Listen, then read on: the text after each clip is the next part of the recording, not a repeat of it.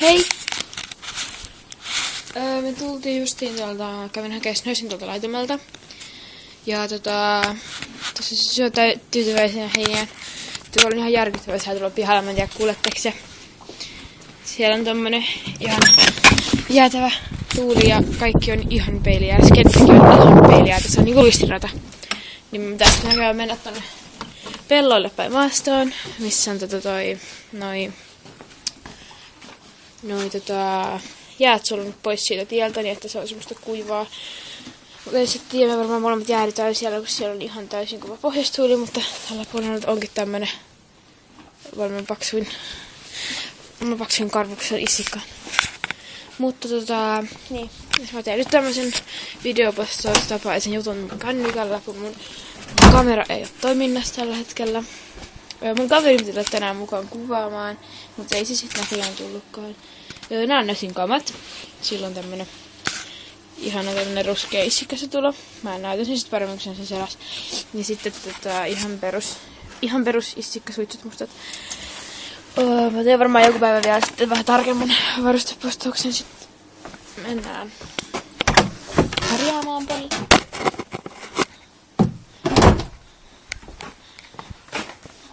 Nösi. Sulla on vielä kenttä. Mä sanoin, niin kenttä ihan niin luistirata. Mennään sitten. Katsokaa sen verran. Mä en tiedä nähtäkö siinä kamerassa katsomaan.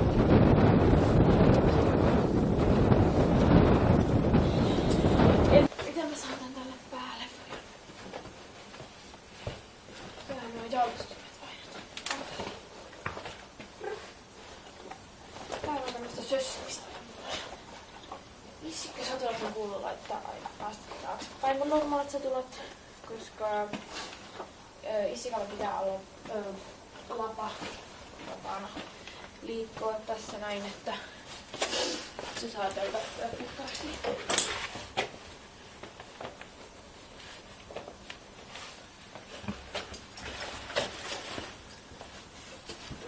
Satula tänne mukana.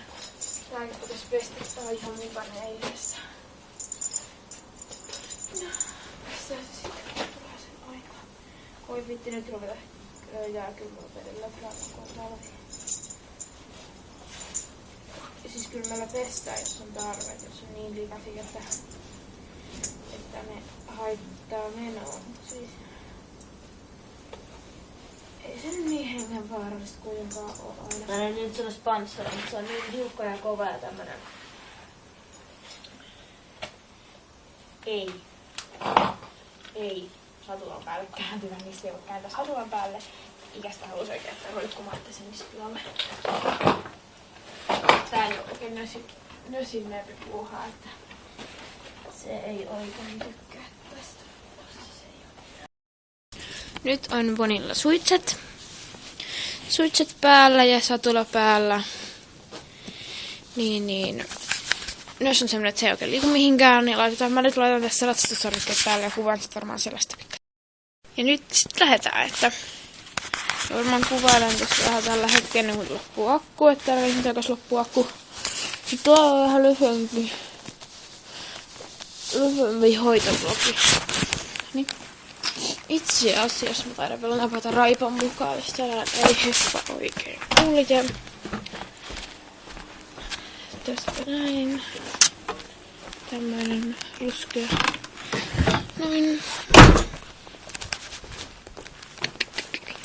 Sitten mennään.